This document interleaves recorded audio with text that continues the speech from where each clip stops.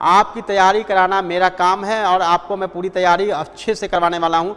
Hello everyone, तो सभी शिक्षक अभ्यर्थी एवं नियोजित जो शिक्षक हैं उनकी तैयारी जोर शोर से चल रही है, क्योंकि आपके पास बचे हुए समय जो 3 महीने के आसपास हो सकता है, उसके लिए आप सभी को जीके जीएस पढ़नी है। और जीके जीएस के पहले 2 वीडियो में आप लोगों ने मेरा एंशिएंट और मेराइवल के जो पीडीएफ थे उसको आप लोगों ने पढ़ लिया है, जैसा कि आप लोगों ने रिस्पॉन्ड किया था। अब बारी आती है मॉडर्न हिस्ट्री की, जिसमें से सबसे अधिक प्रश्न पूछे जाएंगे। लेकिन बहुत सारे ऐसे शिक्षक अभ्यर्थी और नियोजित शिक्षक हैं जिन्होंने मुझसे रिक्वेस्ट किया है कि उनका क्लास जो है एंशिएंट और मेराइवल का वो नहीं पूरा कर सके।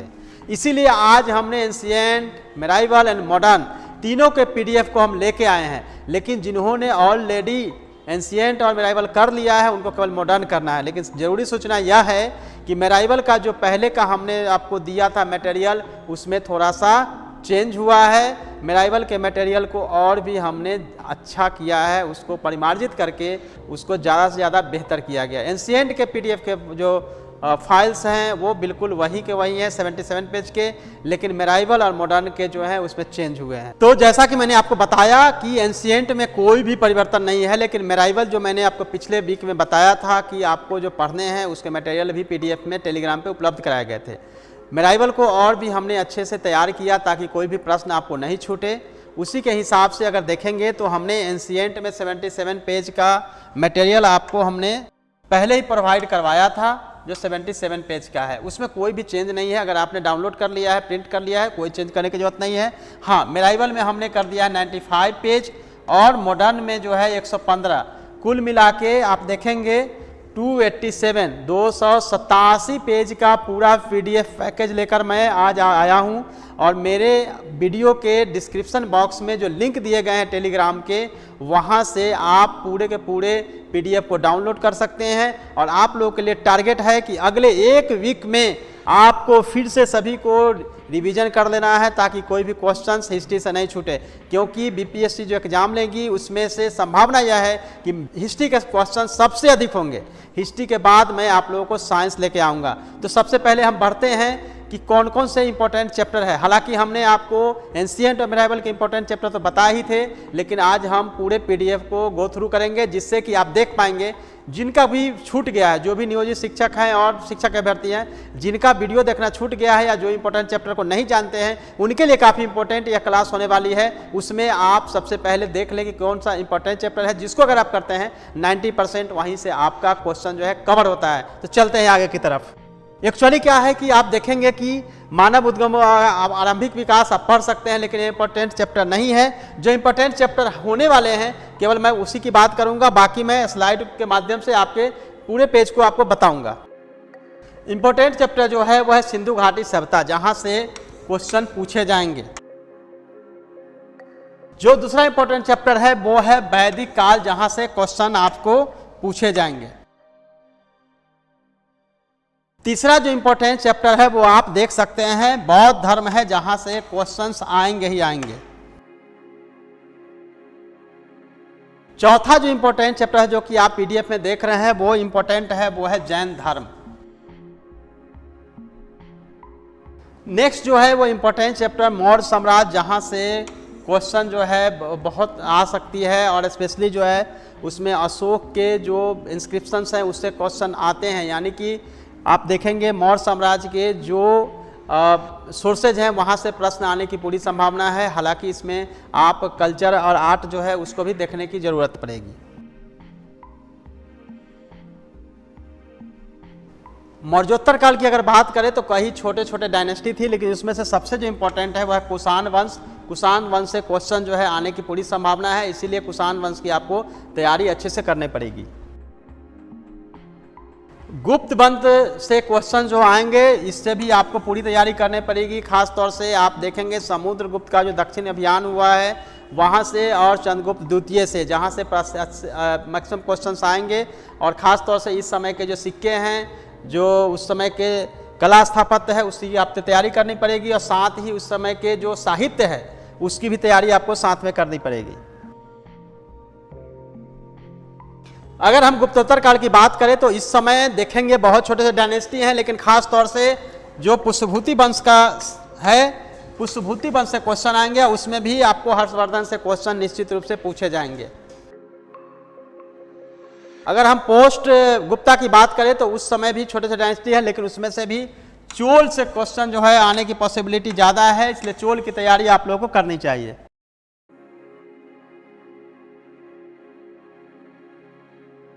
जैसा कि आप देख रहे हैं कि मेराइवल पीरियड की शुरुआत जो है अर्ली मेराइवल से होती है, जिसमें आप लोग को मैंने बताया था कि आपको चोल से तो करनी ही है, साथ में आप देखेंगे कि इस समय आपकी मोहम्मद गजनी और मोहम्मद गोरी की आक्रमण होते हैं, तो इसका सीक्वेंस भी आपको याद करना पड़ेगा, जहां से आपको क्वेश्चन पूछे जाएंगे।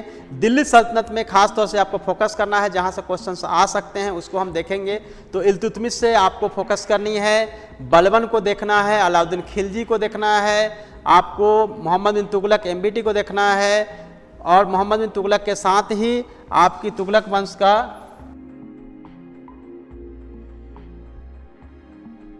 जिस प्रकार से एमबीटी मोहम्मद बिन तुगलक इंपॉर्टेंट है, उसी प्रकार से आप देखेंगे फिरोज शाह तुगलक, जिसके समय बहुत सारे पुनर्निर्माण हुए हैं, तो यह काफ़ी इंपॉर्टेंट शासक है। अगर दिल्ली सल्तनत के हिसाब से देखें तो दिल्ली सल्तनत में जहाँ से क्वेश्चन आने की पूरी संभावना बनती है वो मैंने आप लोगों को बताए हैं। सभी शासक को तो देखना ही है, साथ में दिल्ली सल्तनत कालीन जो प्रशासन है, प्रशासन में भी किस शासक ने क्या क्या जोड़ा था प्रशासन में, उसको देखना है। जैसे दीवाने को ही किसने जोड़ा था, उसी तरह से देखेंगे किसने आपको गुप्त व्यवस्था को लाया था, किसने क्या किया था, किसने उस तरह से आपको हर शासक ने क्या ऐड किया था उसको आपको देखना है, और उस समय के कला एवं स्थापत्य को देखना है। अगर मुगल काल की बात करेंगे तो मुगल काल में पहले भी मैंने आपको बताया था, बाबर को आप इग्नोर कर सकते हैं, लेकिन आपको हुमायूं, जहांगीर, शाहजहां, औरंगजेब, ये 4 शासक को आपको अच्छे से देखना चाहिए, और चारों शासक के काल की अलग अलग विशेषता रही है उसको देखना है।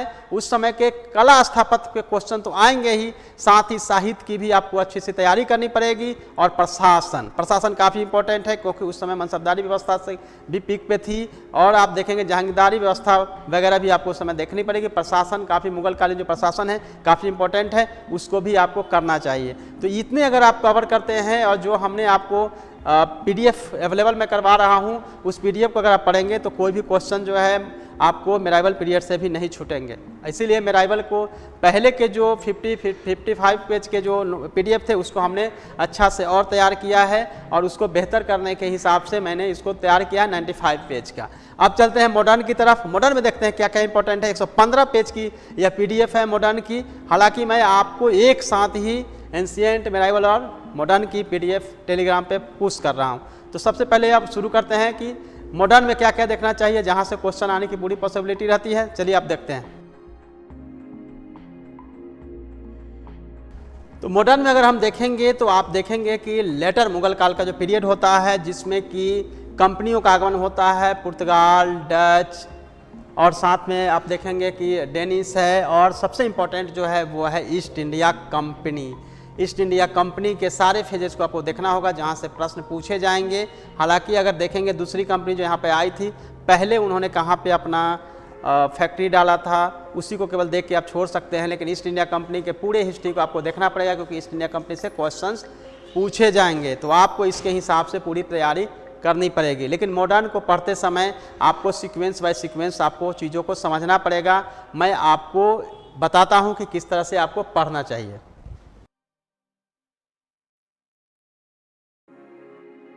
मॉडर्न में जो इम्पोर्टेंट आप लोग किस तरह से पढ़ना है, ईस्ट इंडिया कंपनी के आगमन के बाद जितने भी आपके एक्ट हुए हैं, रेगुलेटिंग एक्ट से लेकर चार्टर एक्ट तक को पूरा आपको क्रमबद्ध रूप से आपको पढ़ना पड़ेगा, क्योंकि हर एक्ट के बाद कुछ ना कुछ प्रोग्रेस होता है। तो उसके हिसाब से अगर देखेंगे तो आपको शुरू करना चाहिए 1773 के जो रेगुलेटिंग एक्ट है उससे लेते हुए आपको बढ़ना चाहिए, और फिर 1813 का चार्टर एक्ट, 1833 का चार्टर एक्ट, और फिर सीधे आप छोड़ सकते हैं। और 1857 की क्रांति के बाद जो इसमें संशोधन शुरू होता है, तो बीच का पीरियड को हम छोड़ते हैं 1909, 1919, 1935 और 1947।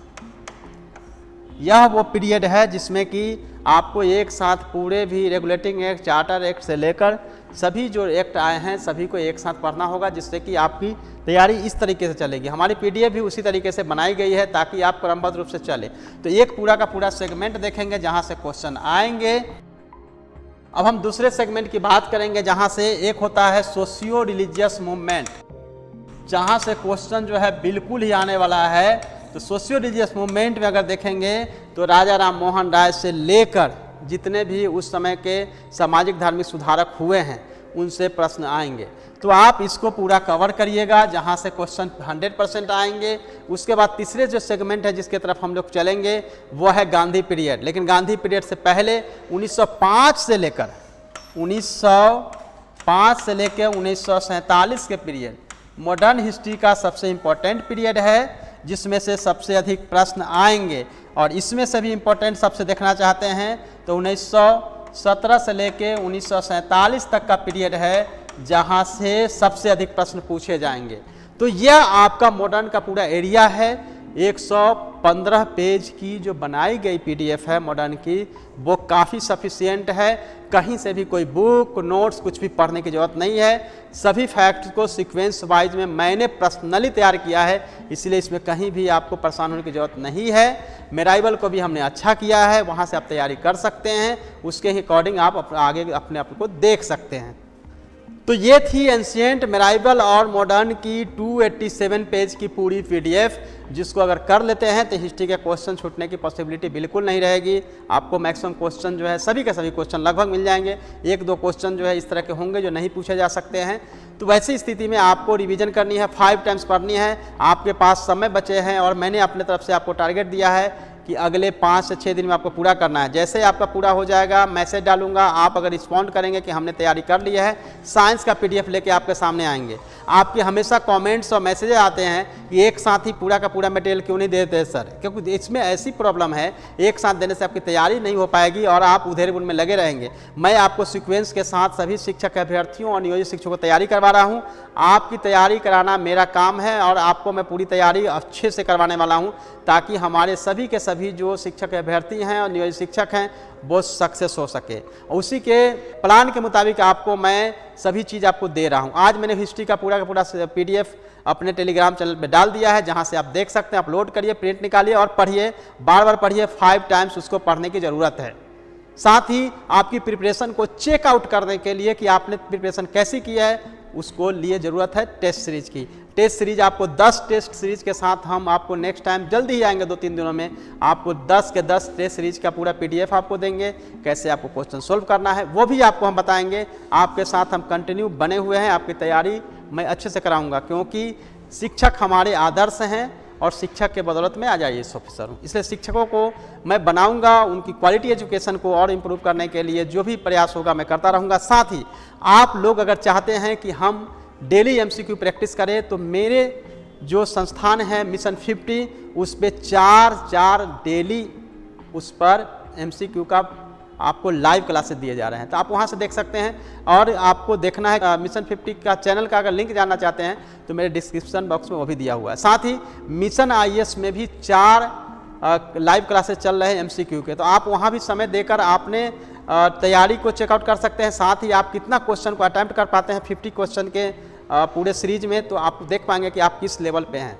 ये कोशिश मेरी रहेगी कि आपको पीडीएफ के माध्यम से भी आपकी प्रिपरेशन को टेस्ट सीरीज लिया जाए, क्योंकि आप सभी को जहाँ भी गांव में है, घर में है या खेत खलिहान में जहाँ भी है, बिहार से बाहर है, आप सभी तैयारी करिए। तैयारी आप बने रहिए मेरे साथ, तैयारी मैं आपको करवाऊंगा। हिस्ट्री का पीडीएफ प्रॉपरली मैंने तैयार किया है, उसको आपको देखना जरूरी है। और ये दोनों आपको यूट्यूब चैनल को फॉलो करिए, सब्सक्राइब कर दीजिए, ताकि आपको नोटिफिकेशन मिलता रहेगा। और मेरे चैनल के माध्यम से आपको हमेशा पीडीएफ आपको मैं देता रहूँगा, पढ़ाता रहूँगा। लेकिन चूंकि आप लोग हमेशा यह कहते हैं कि सर एक सब्जेक्ट वाइज जो है आप क्लास लीजिए आधे घंटे 1 घंटे का, उसमें प्रॉब्लम यह है कि हर दिन मैं समय नहीं निकाल सकता, पहली।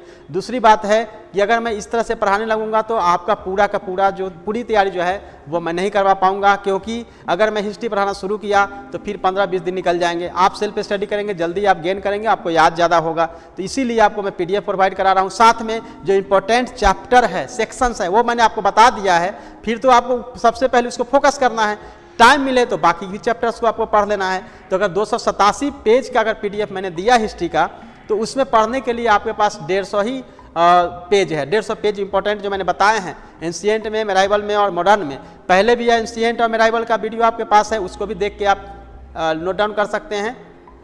और मॉडर्न का मैंने तो बता ही दिया कि मॉडर्न में कहाँ से आएगा, उसके अकॉर्डिंग आप तैयारी कर लीजिए। कोई भी क्वेरी, कोई भी परेशानी हो आप ज़रूर मुझसे शेयर करिए। मैं सभी चार्ट को ध्यान से पढ़ता हूं ताकि देखूं कि आप क्या नीड है, किसके हिसाब से आपकी तैयारी कराई जाए। इसी हिसाब से मैंने पूछा था कि अगर आपका एनसीईआरटी में लेवल पूरा हो गया तो मॉडर्न को हम लेके आते हैं। मॉडर्न भी आपके सामने आ चुका है। आप तैयारी एकदम जम के करिए, अच्छे से करिए, परेशान होने की जरूरत नहीं है। जो बचे हुए समय है उसमें तैयारी मैं कराऊंगा, बहुत जल्दी आपको तैयारी करवाऊंगा, रिवीजन करवाऊंगा। लेकिन आप मेरे टेलीग्राम चैनल पे जाके अभी डाउनलोड कर लीजिए पीडीएफ। टेलीग्राम चैनल का जो लिंक है वो भी डिस्क्रिप्शन बॉक्स में दिया गया है। बाकी कोई भी परेशानी होगी मैं आपके साथ। All the best friends, thank you so much.